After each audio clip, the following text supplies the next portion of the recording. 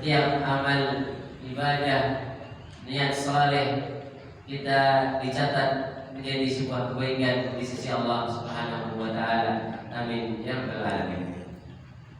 Dan salah satu hal yang paling penting di antara amal ibadah kita adalah niat. Kita sampai di pembahasan yang ke-8 dari Al-Khuluq Al-Hasan, dari kitab Mutiara Akhlak, tentang akhlak yang mulia yang seharusnya dimiliki oleh seorang muslim. Pembahasan yang ke-6, pembahasan yang ke-8 yang akan kita teruskan setelah kita bacakan pada pertemuan sebelumnya tentang ikhlas. Sudah kita sampaikan poin yang pertama dan kedua, masuk pada poin yang ketiga dari pembahasan ikhlas, yaitu an-niyatu asasul amal. An-niyah asasul amal. Niat itu merupakan fondasi dari sebuah perbuatan. Kita tahu bahwasanya semua hal yang dilakukan ketika sudah ada keinginan untuk melakukannya, itu adalah niat. Itu adalah niat. Namun perlu diwaspadai oleh kita sekalian, jangan sampai sebuah kebiasaan yang kita lakukan kemudian dianggap sebagai rutinitas biasa saja, yang pada akhirnya seperti apakah yang dikatakan oleh para ulama,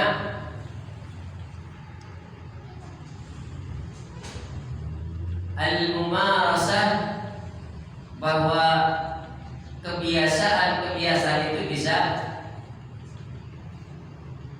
mematikan rasa. Jadi misalnya kita sudah terbiasa dengan sholat gitu ya, saking biasanya melakukan itu kemudian menjadikan rasa yang di awal-awal kita rasakan hilang. Terkadang misalnya bagi orang yang baru pertama kali mengenal hidayah, maka awal-awalnya sangat semangat sekali. Sangat semangat sekali. Seperti pula orang yang baru pertama kali melihat Ka'bah. Semoga kita termasuk di antara orang-orang yang diberikan rezeki untuk melihat Ka'bah langsung dengan mata kita sendiri. Ketika pertama kali melihat Ka'bah, biasanya dia akan meneteskan air mata karena rindunya selama ini bisa terobati. Hari pertama tidak ingin keluar dari masjid, ingin 24 jam ada di situ. Sehari, 2 hari, 3 hari sudah mulai ingin jalan-jalan, ingin belanja, ingin demikianlah. Maka orang yang sering melakukan ibadah ritual, itulah perlunya memperbaharui yang namanya niat. Memperbaharui yang namanya niat. Oleh karenanya niat merupakan fondasi suatu amalan. Wa rasul amri wa amudihi wa amuduhu, yang merupakan pokok dari suatu urusan dan tiangnya. Wa asluhul ladzi alaihi bunya, dan asal pokok yang dari itulah perbuatan itu dibangun. Li'annaha ruhul amal, karena niat itu adalah ruhnya amal. Ibarat badan, kalau nggak ada ruh nggak akan bisa bergerak, maka niat adalah ruhnya. Kalau suatu perbuatan tidak ada niat,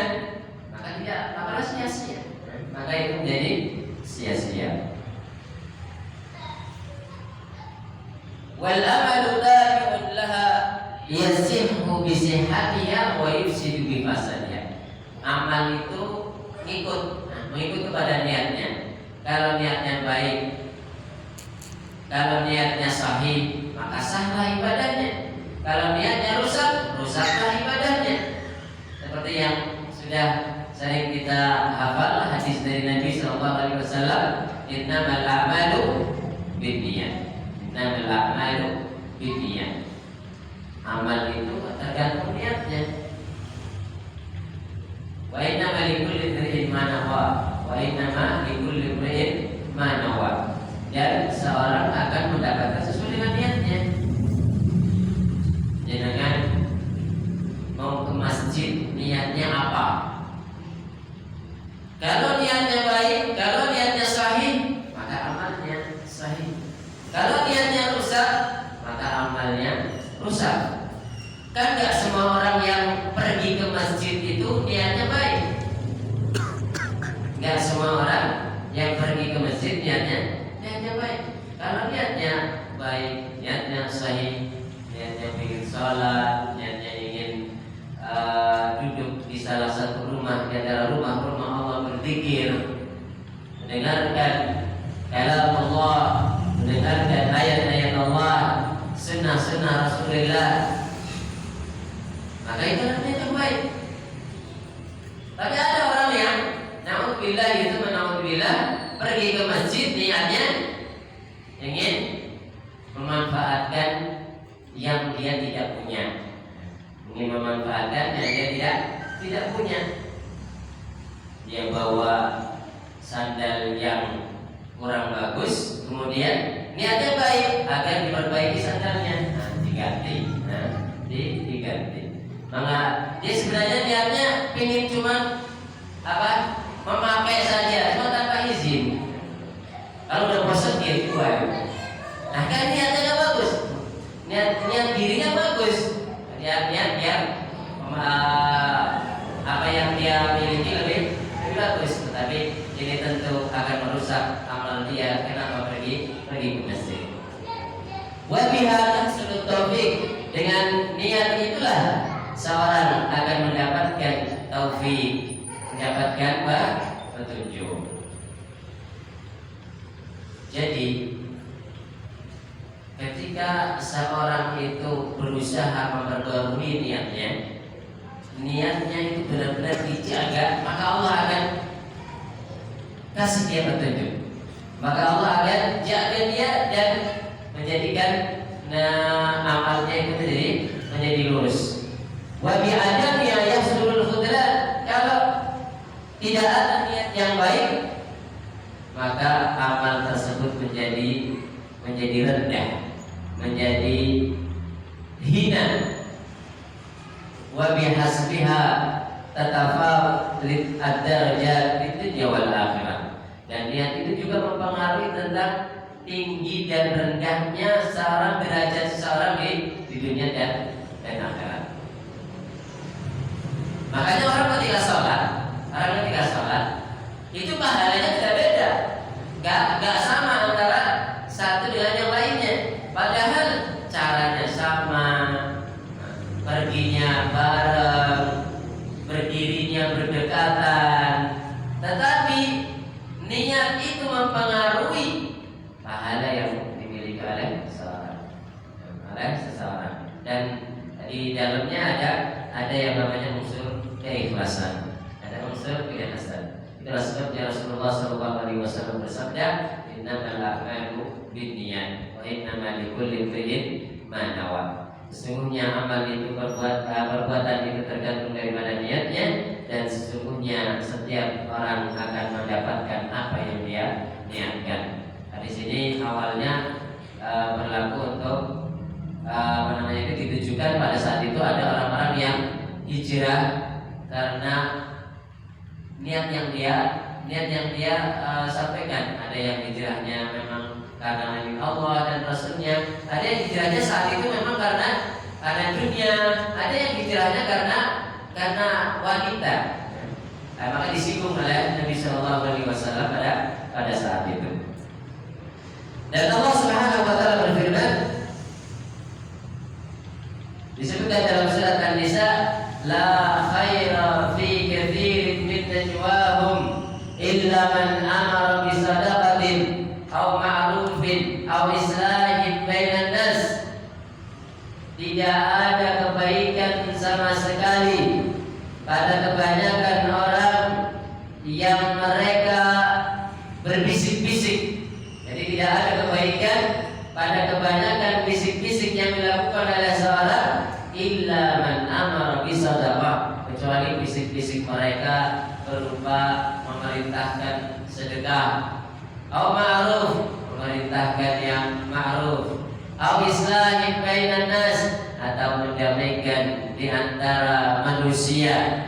Wa may yaf'al dzalika ibtigha'a mardatillah, barang siapa yang melakukan hal itu karena mengharap ridha dari Allah Subhanahu wa taala, fasawfa nu'tihi ajran 'azima, maka pasti kami Allah akan memberikan dia pahala yang besar, pahala yang agung. Jadi setiap yang kita bisikkan kepada teman kita, akhi, bersabarlah, akhi, ayo kita ngaji ke masjid fulan.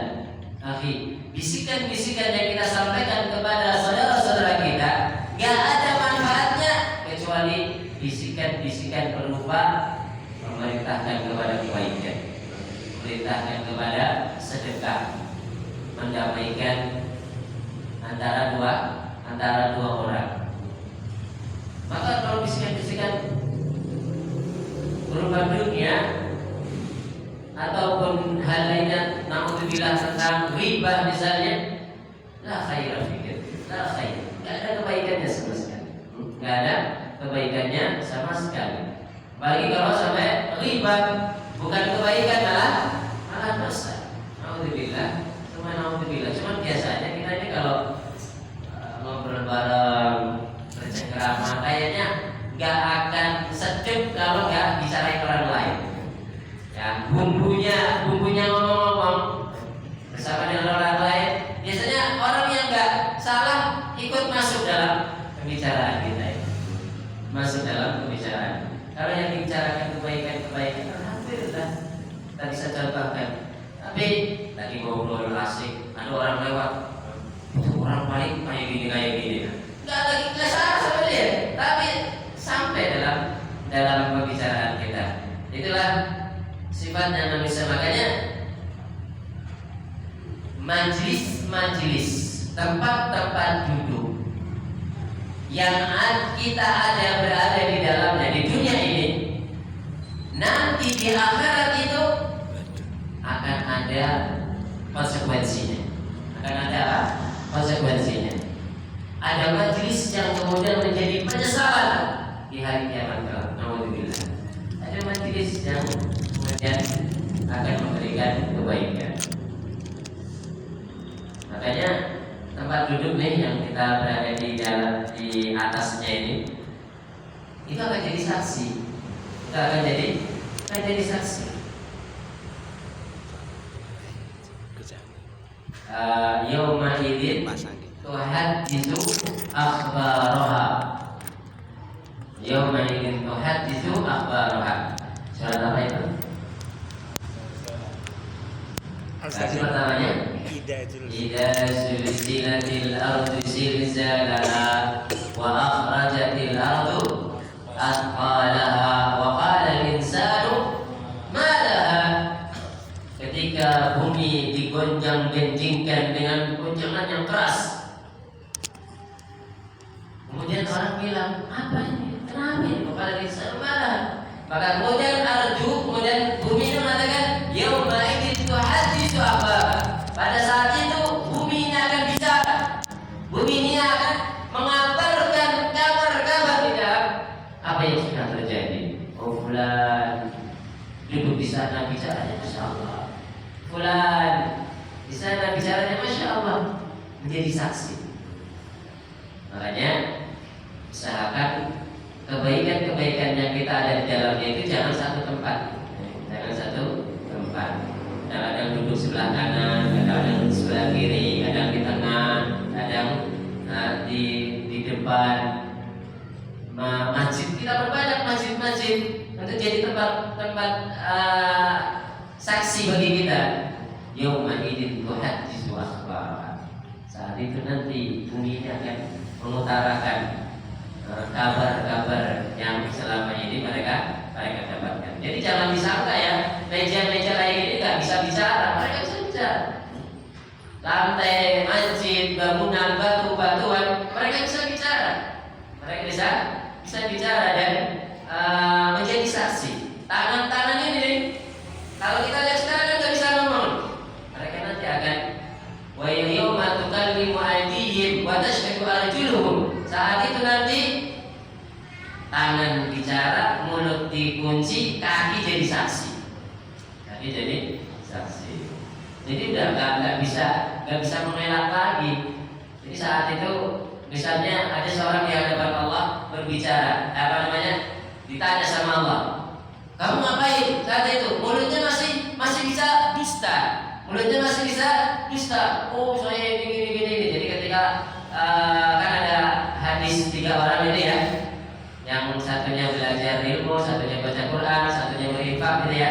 Ketika ditanya, kenapa kamu infak nih? Oh, saya infak karena Allah, karena Engkau ya Allah. Oh, saya belajar karena Engkau. Oh, saya berjihad karena Engkau. Saya baca Quran karena Engkau. Apa kata Allah? Kadzabta. Kamu bohong.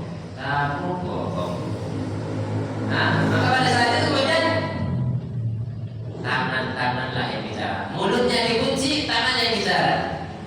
Barulah kemudian dia menyadari bahwa apa yang selama ini disembunyikan dari amal-amal riya itu ditampakkan di sisi Allah Subhanahu wa taala.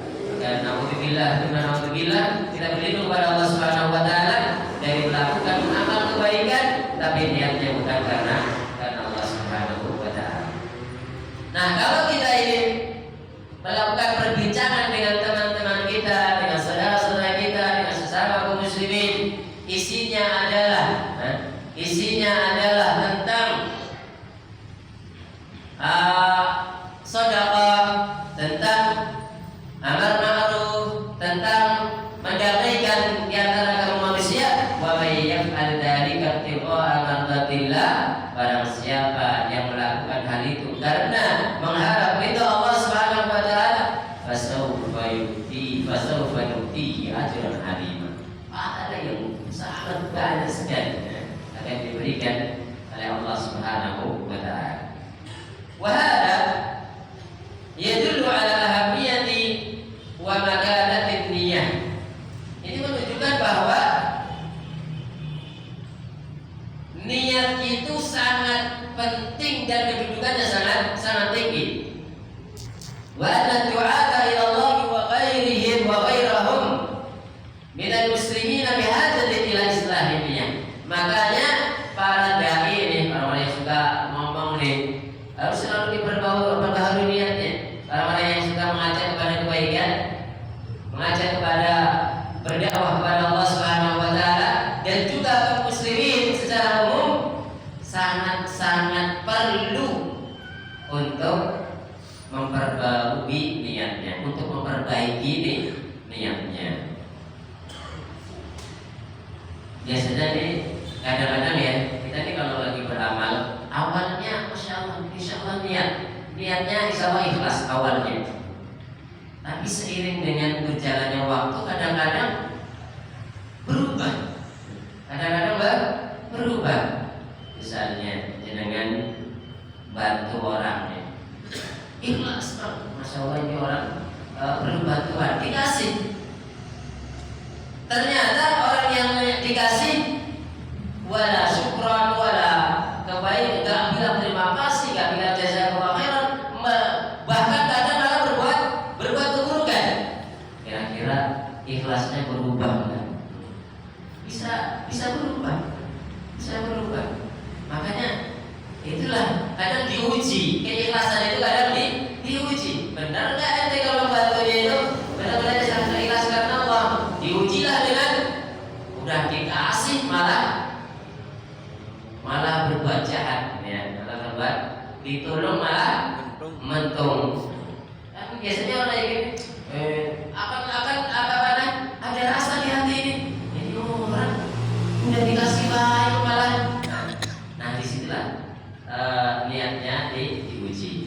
imannya diuji. Fa idza saluhat u'tiyal abdu al-ajr al-kabir wa thawab al-'adim. Kalau niatnya sudah bagus, benar, maka dia akan mendapatkan pahala yang sangat besar. Walau lam ya'mal wa innama nawadiyatan shadiqah. Meskipun kadang-kadang niat bagus itu bisa berujung pada kebaikan.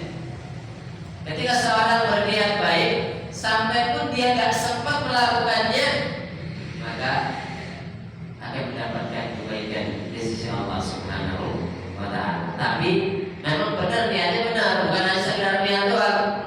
Banyak yang niat tapi gak ada ingin melakukannya. Saya niat nanti jam sekian mau ngaji, jam sekian mau baca Al-Quran, dan sekian mau ke tempat pengajian fulan. Tapi cuma ngomong doang, cuma niat doang, gak dilakukan. Maksudnya gak ada tekad untuk melakukannya. Itu niatnya bohong. Niatnya bohong. Niat yang berpahala, niat yang akan mendapatkan pahala seperti melakukannya adalah memang dia itu berniat melakukannya, cuma ada uzur, gak jadi melakukannya. Ini yang dikatakan oleh Allah, dikatakan oleh Rasulullah SAW dalam hadis. Beliau mengatakan, "Idza marida al-'abdu aw safara kutiba lahu mislu ma kana ya'malu muqiman sahihan." Apabila ada orang sakit, apabila seorang hamba itu sakit atau melakukan safar, maka itu tetap ditulis baginya seperti ketika dia itu dalam kondisi tidak safar dan dalam kondisi sehat. Ketika apa? Ketika memang waktu sehatnya dia gunakan untuk kebaikan.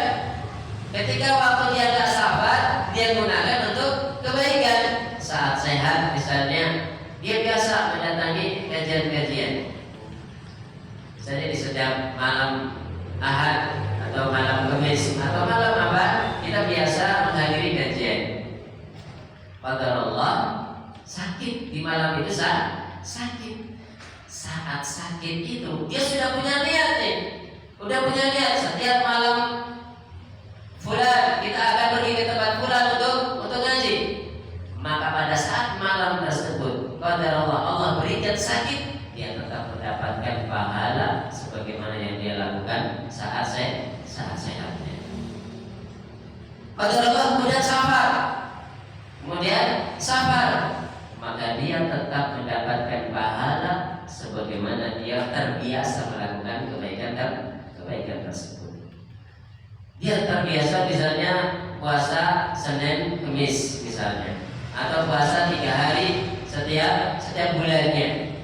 Qadarullah sakit, gak sempat untuk melakukan puasa atau gak bisa melakukan puasa, atau qadarullah safar, maka saat sakitnya dia mendapatkan kebaikan sebagaimana saat sehatnya. Itulah sebabnya Rasulullah itu mengatakan, "Iqtadim khamsan qabla khamsin." Jaga 5 sebelum datangnya 5. Apa saja? Di antaranya adalah wasihataka qabla saqamik. Jaga waktu sehatmu sebelum datangnya waktu sakitmu. Selama kita masih sehat, badan seger, ayo perbanyak niat amal soleh, yang dengan itu saat sakitnya pun tetap dapat pahala, tetap dapat pahala. Sampai pun dia melakukan perjalanan safar ke tempat-tempat yang bukan maksiat, maka dia tetap dapat pahala sebagaimana dia melakukannya di waktu tidak safar. Juga Rasulullah mengatakan, ma min ri'in takunu lahu salatun bil lail fayaghlibuhu 'alaiha naum illa kutiba lahu ajru salatihi wa kana naumuhu 'alaihi shadaqah. Masyaallah. Dalam hadis yang diriwayatkan oleh Abu Dawud dan disebutkan di Di dalam Irwaul Ghalil oleh Syalbani, hadisnya sahih. Rasulullah mengatakan tidak ada seorang pun yang dia terbiasa melakukan salat malam, biasa melakukan salat malam, ternyata malam itu ketiduran. Tapi pada satu malamnya itu ketiduran. Maka kata Nabi, illa kutiba lahu ajru sholatihi, tetap dia mendapatkan pahala salat malamnya. Wa kana naumu alaihi shadaqah, dan tidurnya dianggap sedekah. Masya Allah. Jadi kebiasaan yang baik itu gak akan rugi. Kebiasaan baik itu gak ada ruginya. Orang biasa salat malam, satu malam dia sakit, satu malam dia ketiduran, maka tetap dapat pahala salat malam dan tidurnya jadi sedekah. Tidurnya malah berpahala juga. Tidurnya juga jadi pahala. Inilah pentingnya seorang menjaga amal baik. Karena Rasulullah sempat mencela seorang sahabat yang tadinya suka sholat, sering banget sholat malam, tiba-tiba kemudian ditinggalkan. Bisa rajulu, seburuk-buruknya orang adalah fulan yang tadinya biasa sholat malam, tapi kemudian dia tinggalkan sholat malam tersebut. Sangat merugi sekali. Sangat merugi sekali. Wa qala Nabi sallallahu alaihi wasallam, Nabi juga mengatakan, man tawadda'a fa ahsana al-wudu'a thumma kharaja ila al-masjid, barang siapa yang dia berwudu kemudian dia perbagus wudunya benar sesuai dengan tata cara wudunya Rasulullah sallallahu alaihi wasallam, thumma kharaja ila al-masjid, lalu dia keluar pergi ke masjid, fawajadan nasa qad sallu, ternyata sudah bubar salatnya, ternyata orang-orang sudah selesai dari salatnya.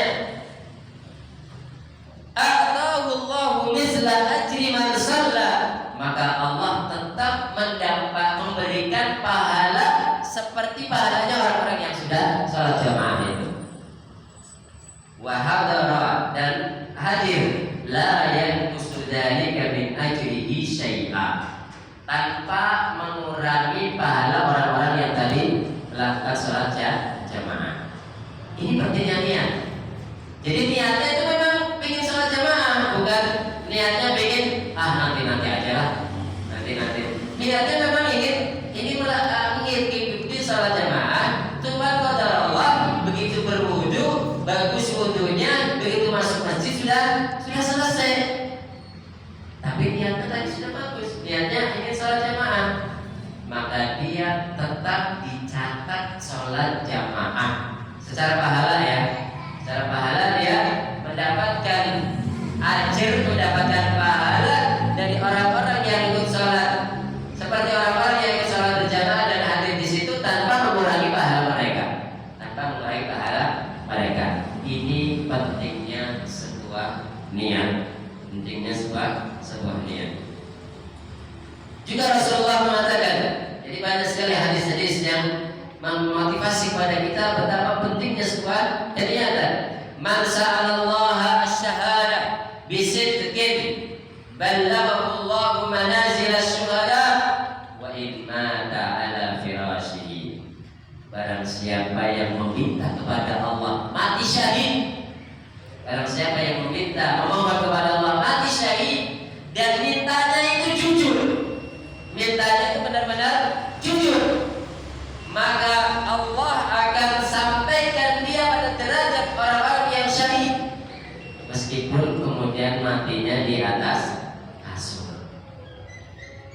Ini makanya coba niatkan pada diri kita mati syahid. Meskipun kayaknya nggak mungkin misalnya saya nggak mungkin ke Palestina misalnya, saya nggak mungkin kayak saat ini kan orang kafir dengan orang Islam itu nggak akan berseteru, nggak akan ada perang, tapi tetap kita niatkan mati syahid. Ada kertas untuk berjihad di jalan Allah. Sebab kalau nggak ada sama sekali niat seorang muslim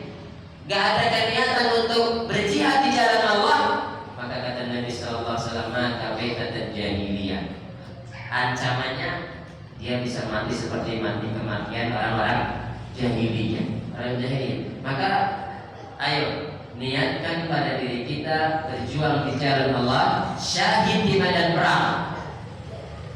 Kalau kita niatnya mintanya kepada Allah itu benar-benar jujur, jadi nggak main-main. Nah, orang lain pada niat saya ikut niat, enggak, jujur. Ya Allah, saya benar-benar ya Allah minta kepadamu ya Allah mati syahid. Jadi seperti yang dilakukan, seperti yang terjadi pada siapa? Sahabat Khalid bin Walid, Saifullah. Saifullah al-Maslul, pedangnya Allah. Khalid bin Walid itu masya Allah, tidak ada satu tubuh pun kecuali ada bekas senjata musuh. Sampai dikatakan Tuhan bekas luka. Tidak ada di depan, di belakang juga. Tapi sekian puluh peperangan yang dia lakukan, ternyata Allah nggak menakdirkan dia mati di medan perang, matinya di atas ranjang, di atas kasurnya. Tapi dia tetap mati syahid karena dia selalu punya keniatan ketika berperang, memang benar-benar ingin menggapai itu Allah Subhanahu wa Ta'ala. Niat yang jujur itu sangat dipentingkan, sangat diperlukan sama sekali, sehingga endingnya kita akan mendapatkan apa yang kita niatkan. Wahala yadullu ala fadlillah wa ihsanihi. Semua itu ya hadis-hadis yang kita sampaikan ini menunjukkan betapa keutamaan Allah dan kebaikan Allah terhadap para hambanya. Sudah masuk ke sana. Silakan ada pertanyaan.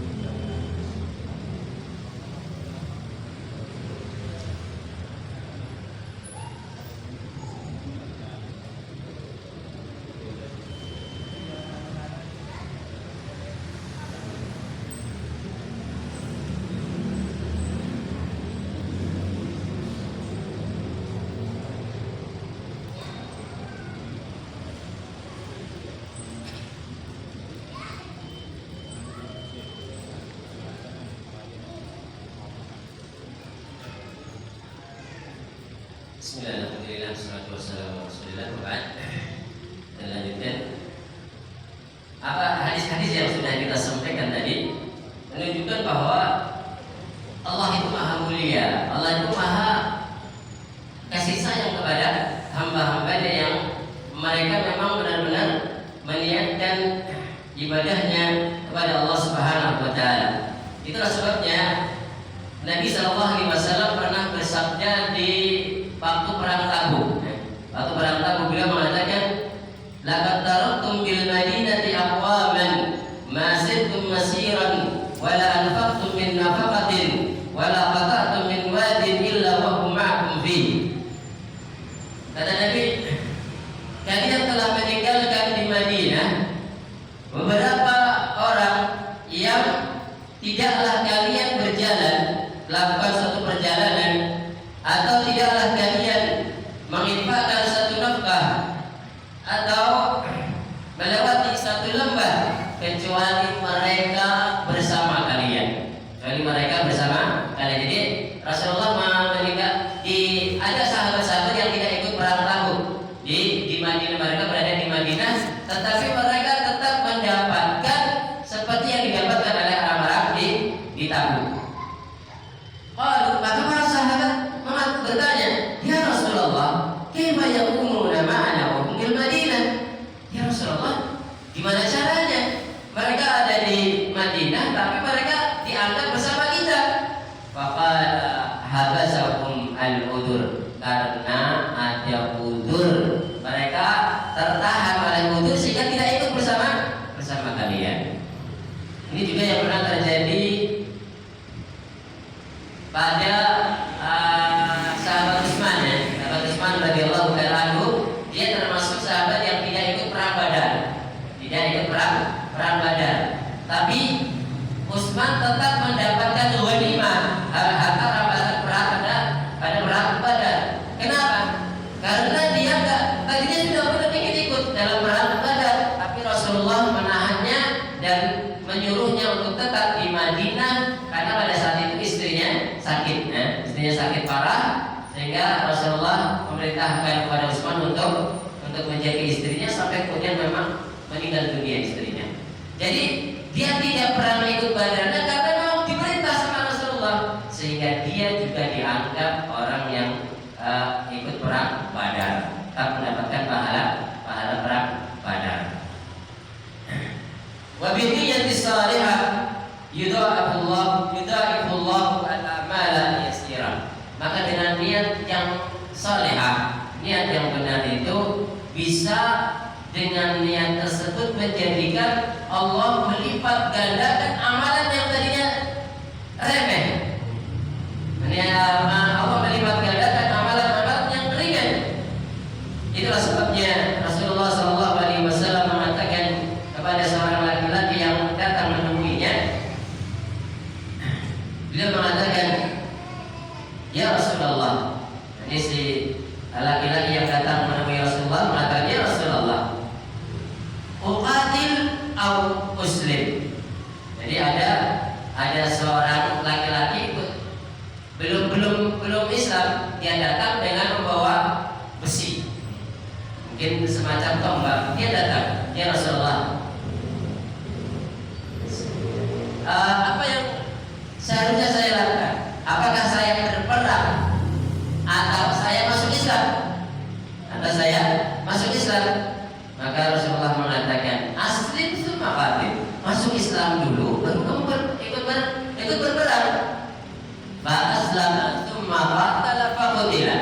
Maka kemudian laki-laki tadi masuk Islam lalu ikut perang dan terbunuh. Subhanallah. Maka apa kata Nabi sallallahu alaihi wasallam? "Amila qalilan wa ujira katsiran." Baru masuk Islam sedikit, dia baru melakukan amalan sedikit banget, tapi pahalanya luar biasa. Pahala mati syahid.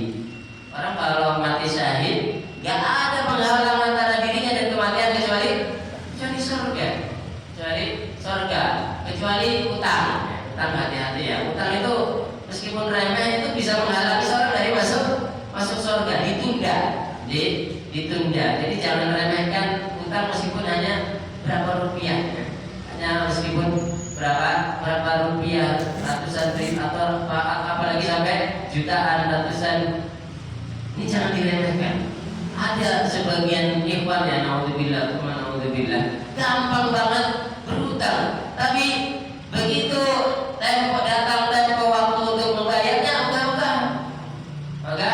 ogah-ogahan. Nah, ini sangat miris sekali, sangat miris sekali.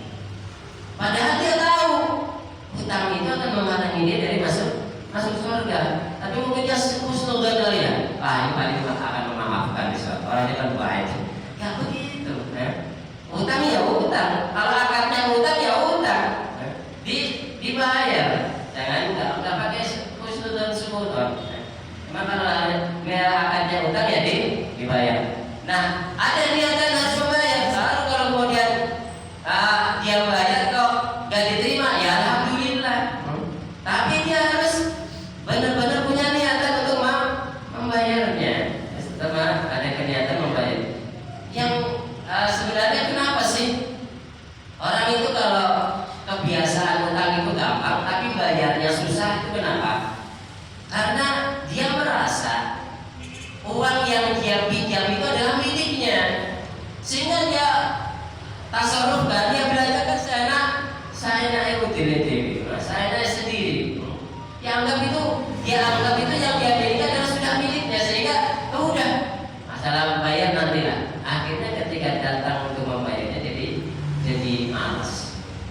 Jadi kalau dia ambil mengutang sesuatu, maka harus ada kenyataan pada dirinya, ini bukan punya uang, saya suatu saat harus balik. Sehingga kenyataan itu akan membebaskan dia dari keburukan. Wajah rajulun ila Rasul, ada orang lain datang menemui Rasulullah SAW. Fadakhala fil Islam, lalu dia masuk Islam. Pada Rasulullah SAW yu'allimuhul Islam, lalu Rasulullah pun mengajarkan dia tentang Islam dari A sampai sekian. Wa huwa fi masirihi, pada di waktu perjalanannya. Jadi ada Rasulullah lagi jalan, datang orang, asyhadu an la ilaha illallah wa asyhadu anna Muhammadan Rasulullah. Saat berjalan, masih berjalan, diajarkan Islam itu gini, rukun Islam ada gini, kamu harus begini. Padahal khuffa ra'irihi fi juhrin yarbu' fa waqasahu ba'iruhu faman. Lalu ketika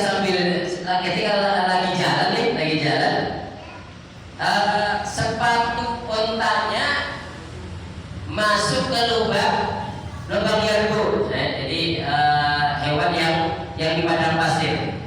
Fa waqasahu ba'iruhu, lalu menjadikan dia terbentang sehingga ontanya menginjak dia, mati, meninggal dunia, orang tersebut. Jadi baru masuk Islam, baru dikasih tahu nih tentang Islam. Kemudian kata Allah meninggal dunia.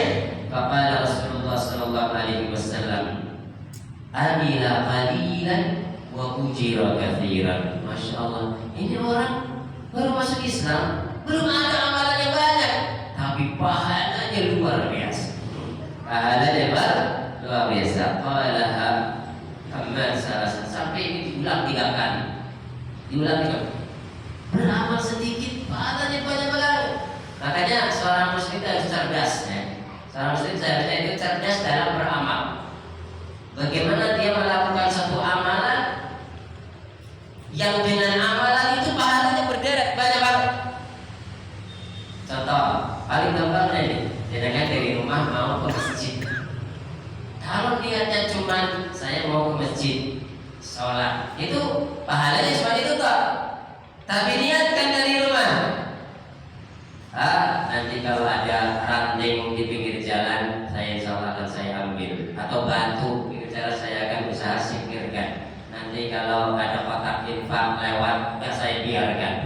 Ya dibiarkan. Nanti kalau ada orang minta bantuan, semampu saya. Jadi coba dari rumah sampai masjid itu niatkan sebanyak-banyaknya. Nah, tapi niatnya memang benar-benar mau dilakukan, bukan hanya sekedar niat doang. Benar-benar mau dilakukan. Maka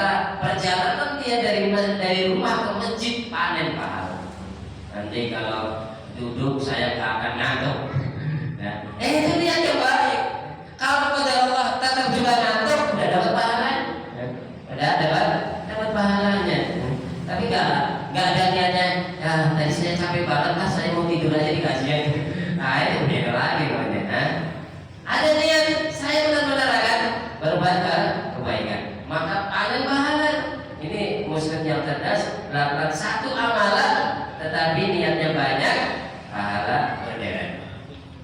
Dan itu akan dihitung oleh Allah Subhanahu wa taala kalau memang niatnya benar, kalau memang niatnya benar. Wa binniyati salihah yubarikullahu fil amal al-mubah. Dengan niat yang saleh pun akan menjadikan amal-amal yang tadinya mubah diberkahi. Fa yusab 'alaiha al-abdu, sehingga amal yang mubah tadi bisa berpahala. Itulah sebabnya Rasulullah SAW mengatakan, "Idza anfaqa ar-rajulu 'ala ahlihi yahtasibu fa huwa lahu shadaqah."